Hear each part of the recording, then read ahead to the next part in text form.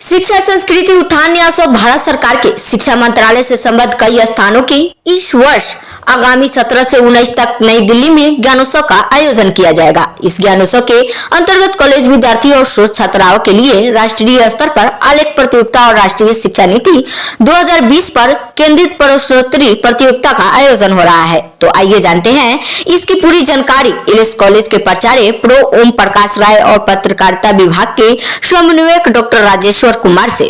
कार्यक्रम जो शिक्षा संस्कृति उत्थान न्यास ज्ञानोत्सव 2079 17 से 19 नवंबर 2022 का शुरुआत किया गया है, जिसमें स्नातक स्नातक और शोध छात्रों के लिए ये प्रतियोगिता है।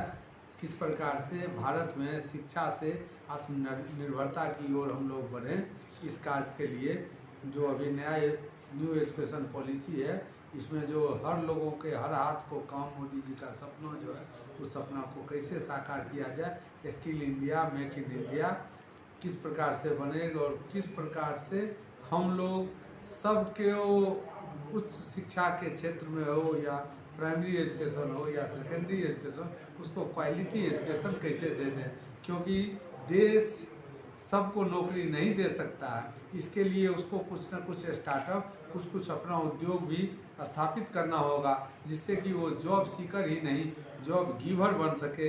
इसमें जो लेखन और प्रतियोगिता जो प्रश्नोत्तरी शिक्षा नीति प्रश्नोत्तरी प्रतियोगिता है, उसमें 5 विषय हैं। उन सब सारे विषय पर ये लोग का जो 50 मिनट का 50 प्रश्न होगा, उसमें भाग लेंगे। हिंदी और अंग्रेजी भाषा में बच्चे आएँ आगे बढ़कर। इसमें हो सकता है बच्चे लोगों को हम लोगों से भी उन्नत दिमाग है, उनमें असीम क्षमता और असीम ऊर्जा है, उसका उपयोग करते हुए उन लोगों का जो सलाह है इस लेख के द्वारा, इस प्रश्नोत्तरी के द्वारा अगर जो सामने आएगा, उससे एक नया दिशा हो सकता है शिक्षा के क्षेत्र में मिले, जो किस प्रकार से भारत को भी समृद्ध राष्ट्र का दर्जा मिले, भारत विकासशील से विकसित देश कैसे बन सके, और हम लोग जिस प्रकार से कहा जाता है भारत सोने की चिड़िया है, विश्व गुरु के रूप में पूजा जाता है, और किस प्रकार से हम लोग ऐसा ह्यूमन रिसोर्स तैयार करें जो पूरे विश्व में मेरे बच्चे इस देश का विश्व गुरु के रूप में नाम को रोशन करें, और देश के उन्नति में भी उनके द्वारा जो डॉलर, पेट्रो डॉलर और पौंड में जो पेमेंट होगा, उस पेमेंट को भारत के भी विकास में उस पेमेंट से सहयोग करें। मुझे आशा एवं पूर्ण विश्वास है शिक्षा संस्कृति उत्थान न्यास इस ढंग का कार्यक्रम लगातार आयोजित करते रहती है बच्चों के समग्र विकास के लिए, उसमें उन्हें सफलता मिले। हम सब मिलकर नया भारत, विकसित भारत, संस्कृति के रूप में उन्नत भारत, और सब लोग अनुशासित जिस देश में रहें, हर लोगों को ज्ञान के साथ साथ उन्हें नैतिक मूल्यों का भी ज्ञान हो, ऐसा भारत और ऐसे बच्चे तैयार करें। इन्हीं शुभकामना के साथ आप लोगों को दीपावली की भी अग्रिम शुभकामना। माता लक्ष्मी और गणेश जी समृद्ध भारत, ज्ञानी भारत बनाने में आप लोगों को, हम लोगों को सहयोग करें। शिक्षा संस्कृति उत्थान न्यास देश भर में शिक्षा में भारतीयता का समावेशन हो, भारतीय दृष्टि से शिक्षा पद्धति विकसित हो, गुणवत्तापूर्ण शिक्षा का एक वातावरण बने, इसके लिए समर्पित संस्थान है। इसके माध्यम से जो अखिल भारतीय स्तर पर शिक्षा क्षेत्र में एक वैचारिक महाकुंभ की तरह जो एक आयोजन होता है, जिसको हम ज्ञानोत्सव कहते हैं। अभी तक शिक्षा संस्कृति उत्थान न्यास ने नई दिल्ली में 2 ज्ञानोत्सव का आयोजन किया है, वर्ष 2018 में और वर्ष 2019 में। और उन दोनों ज्ञानोत्सवों के बाद शिक्षा के क्षेत्र में और भाषा के क्षेत्र में एक बहुत बड़ा क्रांतिकारी परिवर्तन देखने को देश में मिला है। आज जो हम इंजीनियरिंग और मेडिकल परीक्षा हिंदी में हो या उसकी पढ़ाई हिंदी में हो, भारतीय भाषाओं में हो, कोर्ट के जो निर्णय आते हैं हाई कोर्ट और सुप्रीम कोर्ट का, वो भी हिंदी में और भारतीय भाषाओं में आने लगे हैं। तो इसके पीछे कहीं ना कहीं एक गिलहरी की भूमिका कहें या पीछे से पार्श्व में खड़े होकर के जो एक बहुत बड़े जनजागरण की भूमिका है, वह इस संस्था ने निभाया है। वर्ष 2020 के बाद कोरोना काल से हम लोग गुजरे, तो कोरोना काल के कारण ज्ञानोत्सव अपना नहीं हो पाया था।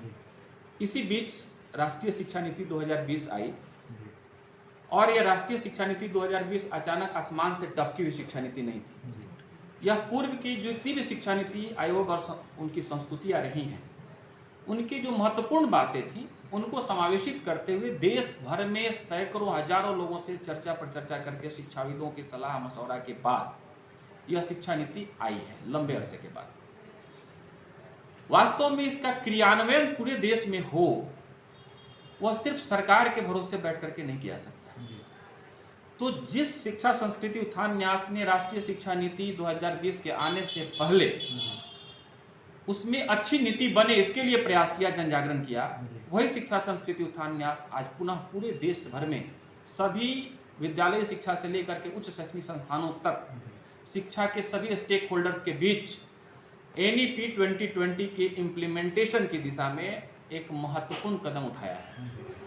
इसी क्रम में इस वर्ष का ज्ञानोत्सव नई दिल्ली में पूसा परिसर जो है, भारतीय कृषि अनुसंधान परिषद, उसके परिसर में रखा गया है 17 नवंबर से लेकर के 19 नवंबर तक। इसमें देश भर से शिक्षाविद, कुलपति, IIT, NIT वगैरह के निदेशक, ऐसे प्रमुख संस्थानों के प्रमुख रहेंगे और स्वतंत्र रूप से भारतीय शिक्षा के बारे में सोचने वाले, चिंतन करने वाले देश भर के शिक्षाविद भी रहेंगे। तो इस पूरे आयोजन का 3 हिस्सा है, एक प्रतियोगिता, दूसरा प्रदर्शनी और तीसरा परिसंवाद। तो जो 17 नवंबर से लेकर के 19 नवंबर तक 3 दिनों का यह वैचारिक महाकुंभ होगा जो शिक्षा के क्षेत्र में, इसमें परिसंवाद का कार्यक्रम रहेगा। अलग अलग सत्रों में पैरेलल सेशंस में चलेंगे। उसमें कृषि शिक्षा, विधि शिक्षा, स्वास्थ्य शिक्षा, उच्च शिक्षा, तकनीकी शिक्षा, विद्यालय शिक्षा के लिए अलग अलग सत्र बने रहेंगे। और शिक्षा के जितने भी स्टेक होल्डर्स हैं, विद्यालय शिक्षा में विद्यार्थी, उनके अभिभावक, स्कूल के प्रमुख और उनके शिक्षक, इनका सेशन चलेगा। उसी प्रकार उच्च शिक्षा में भी, तकनीकी शिक्षा में भी पहले दिन विद्यालय शिक्षा, दूसरे दिन उच्च शिक्षा और तकनीकी शिक्षा और तीसरे दिन विधि, स्वास्थ्य और कृषि शिक्षा की बात है। सर जी साहित्य से जो लोगों का लगाव था, जैसे आपने बताया कि विभिन्न क्षेत्रों में मतलब कहा जाए कि शिक्षा के विभिन्न आयामों में इसकी परिचर्चा होगी, तो सर जो हिंदी भाषी क्षेत्र है, जगह है, उसमें सर कितना देखा जा रहा है यहाँ? नहीं, आपने सही प्रश्न है आपका। भाषा का प्रश्न एक बहुत महत्वपूर्ण प्रश्न है और अपने संगठन का, इस संस्थान का एक ध्येय वाक्य रहा है कि माँ, मातृभूमि और मातृभाषा का कोई विकल्प नहीं है। इसलिए शिक्षा, चाहे स्कूली शिक्षा हो या उच्च शिक्षा हो या शोध हो, सब मातृभाषा में हो, भारत की भाषाओं में हो तो गुणवत्तापूर्ण होगा और इसके लिए हम लोग कृत संकल्पित भी हैं। लेकिन एक लंबे अरसे के बाद, सही मायने में 1947 में हमें राजनीतिक आज़ादी तो मिली, लेकिन राष्ट्रीय शिक्षा नीति 2020 के आने के बाद एक सांस्कृतिक आज़ादी, वैचारिक स्वराज की एक आहट हमें सुनाई देती है। लेकिन जब तक हम इसको क्रियान्वित नहीं करते हैं, इम्प्लीमेंटेशन इसका नहीं होता है, तब तक हम यह बातें अधूरी होंगी। इसीलिए इस प्रकार का आयोजन किया गया है, जिसमें परिसंवाद के बारे में मैंने आपसे बातचीत की। इसका एक दूसरा हिस्सा प्रतियोगिता का। इस प्रतियोगिता में विद्यालय शिक्षा के लिए भी प्रतियोगिता है, कॉलेज शिक्षा के लिए और उच्च शिक्षा के लिए, खास करके जो स्नातक, परास्नातक, UG, PG और रिसर्च स्कॉलर्स हैं, उनके लिए 2 इवेंट हैं, 2 प्रतियोगिताएं हम कर रहे हैं। एक है आलेख प्रतियोगिता, शोध आलेख प्रतियोगिता, जिसमें शब्द सीमा दी रहेगी, उसके लिए कुछ शुल्क भी पंजीकरण का है। उसमें प्रथम पुरस्कार 51,000 और ऐसे कई पुरस्कारों की घोषणा होगी और मुख्य अतिथि के हाथों ज्ञानोत्सव में उनको सम्मानित कराया जाएगा।